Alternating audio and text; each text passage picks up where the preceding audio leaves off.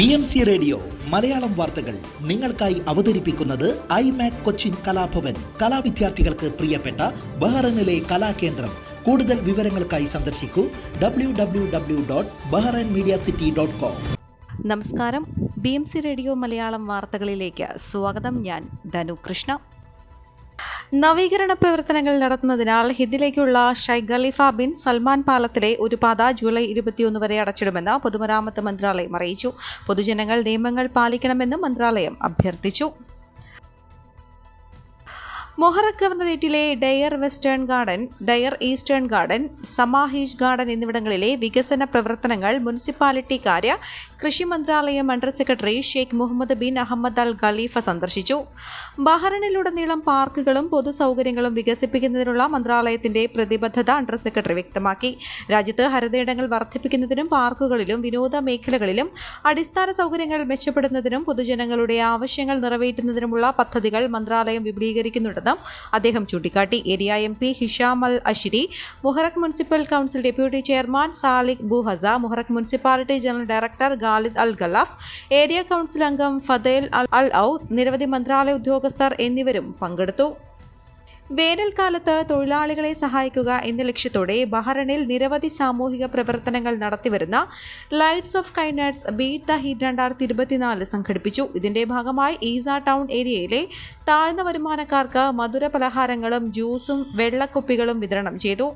വിതരണ ചടങ്ങ് ഫിൻലാൻഡിൽ നിന്നുള്ള അറിയപ്പെടുന്ന സാമൂഹിക പ്രവർത്തക ആമിന ലീലോ ഉദ്ഘാടനം ചെയ്തു. ലൈറ്റ്സ് ഓഫ് കൈൻഡ്നസ് പ്രതിനിധികളായ മസ്ഹർ റിയാസ്, ആയിഷ നിഹാര, സയ്യിദ് ഹനീഫ് എന്നിവർ പങ്കെടുത്തു. ബീറ്റ് ദ ഹീറ്റ് 2024 ഭാഗമായി ഇതുവരെ ഏകദേശം 2500 പേർക്ക് ഭക്ഷണ വിതരണം നടത്തുകയും ഇനി 2500 പേർക്ക് കൂടി വിതരണം ചെയ്യാൻ പദ്ധതിയിടുന്നതായും സംഘാടകർ അറിയിച്ചു. ജനഹൃദയങ്ങളിലെ ഉമ്മൻചാണ്ടിയെ അനുസ്മരിച്ച ബഹ്റൈൻ OICC ദേശീയ കമ്മിറ്റിയുടെ ആഭിമുഖ്യത്തിലാണ് ഉമ്മൻചാണ്ടിയുടെ 1ാം ചരമവാർഷികത്തോടനുബന്ധിച്ച് അനുസ്മരണ സമ്മേളനം സംഘടിപ്പിച്ചത്. ബഹ്റൈൻ കേരളീയ സമാജത്തിൽ നടന്ന ചടങ്ങ് കേരളീയ സമാജം പ്രസിഡന്റ് PV രാധാകൃഷ്ണപിള്ള ഉദ്ഘാടനം ചെയ്തു. പരിപാടിയിൽ പുഷ്പാർച്ചന, സർവമത പ്രാർത്ഥന, സമ്മേളനം എന്നിവയും ഒരുക്കിയിരുന്നു. സർവമത പ്രാർത്ഥനയ്ക്ക് Navabharat Bahrain general secretary Krishnan B. Narayan, Bahrain saint Peter's യാക്കോബായ പള്ളി വികാരി reverend father Johnson, OICC vice president Chemban Jalal എന്നിവർ നേതൃത്വം നൽകി. അനുസ്മരണ സമ്മേളനത്തിൽ OICC ദേശീയ പ്രസിഡന്റ് ഗഫൂർ ഉണ്ണിക്കുളം അധ്യക്ഷത വഹിച്ചു.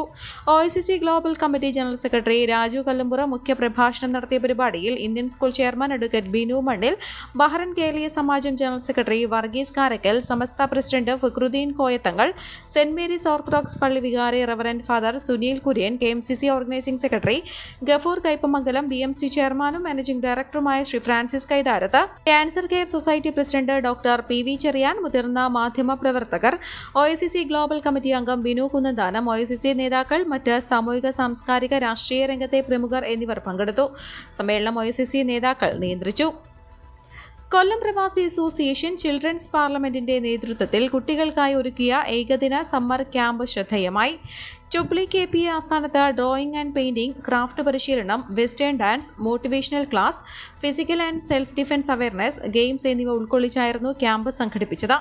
Anoj master, Anjali Raj, Vinu Christy, Trans Academy, Bahrain Tojo എന്നിവർ വിവിധ സെഷനുകൾ കൈകാര്യം ചെയ്തു. വൈകുന്നേരം നടന്ന സമാപന സമ്മേളനം വൈസ് പ്രസിഡന്റ് കിഷോർ കുമാർ ഉദ്ഘാടനം ചെയ്തു. Children's parliament coordinator Anil Kumar അധ്യക്ഷനായ ചടങ്ങിൽ PGF toast master club council Shaiju Mathew മുഖ്യാതിഥിയായി പങ്കെടുത്തു. KPA general secretary Jagath Krishnakumar, treasurer Raj Krishnan, സെക്രട്ടറിമാരായ Santhosh Kavanad, Anoj master, children's parliament prime minister Muhammad Yasin എന്നിവർ ആശംസകൾ അറിയിച്ചു. Children's parliament cultural minister Devika Anil സ്വാഗതം പറഞ്ഞ ചടങ്ങിന് ഫിനാൻസ് മിനിസ്റ്റർ അമൃതശ്രീ ബിജു നന്ദി അറിയിച്ചു. കൺവീനർ ജ്യോതി പ്രമോദ് യോഗം നിയന്ത്രിച്ചു. പ്രതിഭ അനിൽ, കോയിവിള മുഹമ്മദ്, VM പ്രമോദ് എന്നിവർ നേതൃത്വം നൽകി. കേരള നേറ്റീവ് ബോൾ അസോസിയേഷൻ ബഹ്റൈന്റെ ആഭിമുഖ്യത്തിൽ നടത്തിയ നാടൻ പന്തുകളി മത്സരമായ ലെജൻഡ്സ് കപ്പ് സീസൺ 1-ൽ ഓൾഡ് സീനിയേഴ്സ് ടീം വിജയികളായി. കേരള ബ്ലാസ്റ്റേഴ്സ് ടീം 2ാം സ്ഥാനം കരസ്ഥമാക്കി. മത്സരത്തിന് ശേഷം സമ്മാനദാന ചടങ്ങിൽ KNBA പ്രസിഡന്റ് മോബി കുര്യാക്കോസിന്റെ അധ്യക്ഷതയിൽ സെക്രട്ടറി രൂപേഷ് സ്വാഗതം ആശംസിക്കുകയും ചെയർമാൻ രഞ്ജിത്ത് കുരുവിള നന്ദി പറയുകയും വിജയികൾക്ക് Al Ahli club football coach Abbas Hameed, Moni Odikkandathil എന്നിവർ ചേർന്ന് Iliyas Kuruvila memorial ever rolling trophy സമ്മാനിക്കുകയും ചെയ്തു. ശ്രീനാരായണ കൾച്ചറൽ സൊസൈറ്റിയുടെ 2024-25 കാലഘട്ടത്തിലേക്കുള്ള വനിതാ വിഭാഗം കമ്മിറ്റിയുടെ പ്രവർത്തനോദ്ഘാടനം ജൂലൈ 19 വെള്ളിയാഴ്ച വൈകിട്ട് 7:30 SNCS ഓഡിറ്റോറിയത്തിൽ സംഘടിപ്പിച്ചു. മലയാള ചലച്ചിത്ര സംവിധായകയും അഭിനേത്രിയും രചയിതാവുമായ ജയ മേനോൻ ഉദ്ഘാടനം ചെയ്തു. കൺവീനർ സംഗീത ഗോകുലിന്റെ അധ്യക്ഷതയിൽ ചേർന്ന യോഗത്തിൽ ജോയിന്റ് കൺവീനർ ശ്രീ പാർവതി സ്വാഗതവും chairman Krishnakumar, vice chairman Prakash, secretary Srikanth എന്നിവർ ആശംസകളും അറിയിച്ചു സംസാരിച്ചു. മനീഷ സന്തോഷ് മുഖ്യ അവതാരകയായ ചടങ്ങിൽ സൂര്യ ശരത്ത് നന്ദി രേഖപ്പെടുത്തി. ബഹ്റൈൻ ജ്വാല അവതരിപ്പിച്ച ഗാനമേളയും വിവിധ കലാപരിപാടികളും പരിപാടിയിൽ ഒരുക്കിയിരുന്നു. പ്രവാസികൾക്ക് ഇൻഡിഗോയുടെ സമ്മാനം. ഗൾഫിലേക്ക് 3 പുതിയ സർവീസുകൾ പ്രഖ്യാപിച്ച ഇൻഡിഗോ വിമാന കമ്പനി മലയാളികൾക്ക് കൂടി, പ്രത്യേകിച്ച് മലബാർ മേഖലയിലെ പ്രവാസികൾക്ക് കൂടി ഗുണം കിട്ടുന്നതാണ് പ്രഖ്യാപിച്ചിരിക്കുന്ന സർവീസുകൾ. ബംഗളൂരുവിൽ നിന്നുള്ള സർവീസ് ഓഗസ്റ്റ് മാസം 9 മുതൽ ആരംഭിക്കും. തിരുച്ചിറപ്പള്ളിയിൽ നിന്നുള്ള സർവീസ് ഓഗസ്റ്റ് 11 മുതൽ ആഴ്ചയിൽ 4 എണ്ണം എന്ന കണക്കിലാണ് ആരംഭിക്കുന്നത്. കോയമ്പത്തൂരിൽ നിന്ന് ആരംഭിക്കുന്ന സർവീസ് ഓഗസ്റ്റ് 10 മുതലാണ്. പുതിയ സർവീസുകൾ കൂടി പ്രഖ്യാപിച്ചതോടെ ദക്ഷിണേന്ത്യയിലെ 13 നഗരങ്ങളിൽ നിന്നായി ആഴ്ചയിൽ അബുദാബി സെക്ടറിലേക്ക് ഇൻഡിഗോ നടത്തുന്ന സർവീസുകൾ എണ്ണം 89 ആയി.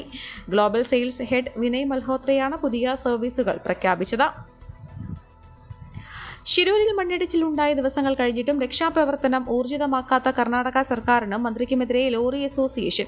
മണ്ണിടിഞ്ഞ് 6 ദിവസമായി കുടുങ്ങിക്കിടക്കുകയാണ് അർജുൻ. ഇതുവരെ ഒന്നും ചെയ്യാനായിട്ടില്ല.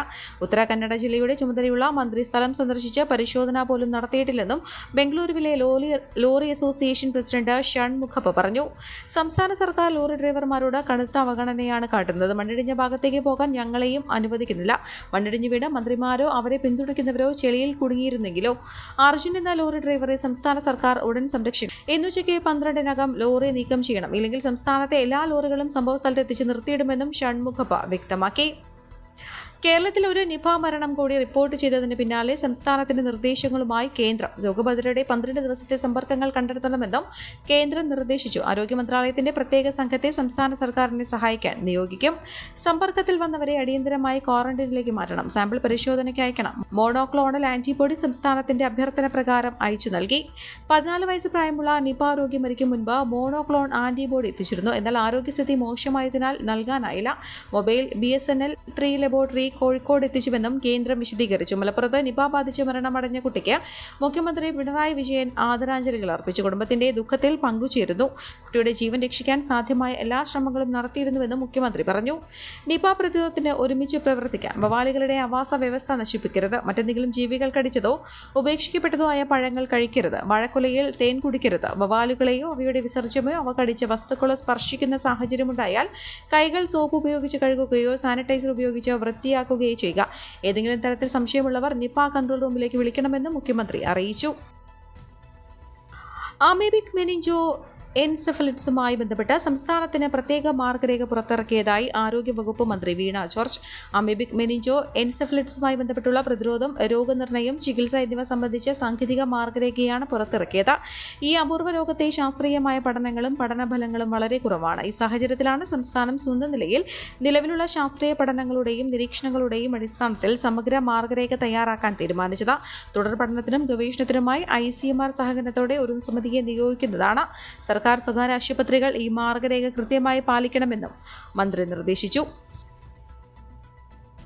സാമൂഹ്യ സുരക്ഷാ ക്ഷേമനിധി പെൻഷൻ ഒരു ഗഡു വിതരണം ബുധനാഴ്ച തുടങ്ങും. 1600 രൂപ വീതമാണ് ഗുണഭോക്താക്കൾക്ക് ലഭിക്കുക. ഇതിനായി 900 കോടി അനുവദിച്ചു. പതിവ് പോലെ ബാങ്ക് അക്കൗണ്ട് നമ്പർ നൽകിയിട്ടുള്ളവർക്ക് അക്കൗണ്ട് വഴിയും മറ്റുള്ളവർക്ക് സഹകരണ സംഘങ്ങൾ വഴി നേരിട്ടും വീട്ടിലും പെൻഷൻ എത്തിക്കും. അതാത് മാസം പെൻഷൻ വിതരണത്തിന് നടപടി സ്വീകരിക്കുമെന്നും ഈ വർഷത്തെ ബജറ്റിൽ പ്രഖ്യാപിച്ചിരുന്നു. ഇതനുസരിച്ച് കഴിഞ്ഞ മാർച്ച് മുതൽ അതാത് മാസം പെൻഷൻ നൽകി വരുന്നു.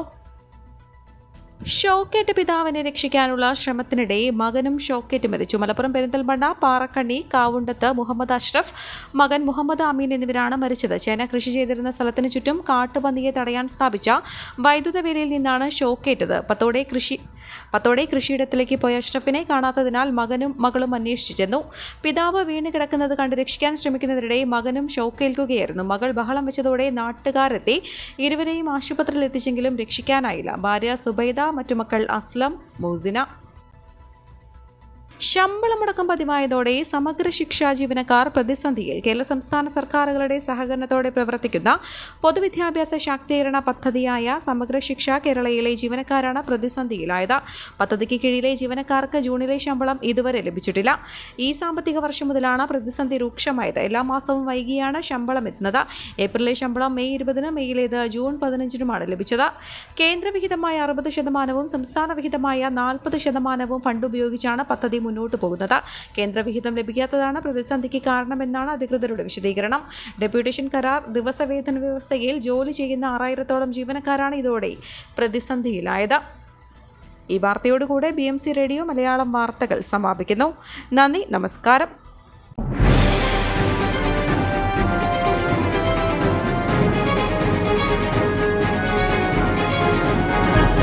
BMC റേഡിയോ മലയാളം വാർത്തകൾ നിങ്ങൾക്കായി അവതരിപ്പിക്കുന്നത് ഐമാക് കൊച്ചിൻ കലാഭവൻ. കലാവിദ്യാർത്ഥികൾക്ക് പ്രിയപ്പെട്ട ബഹ്റൈനിലെ കലാകേന്ദ്രം.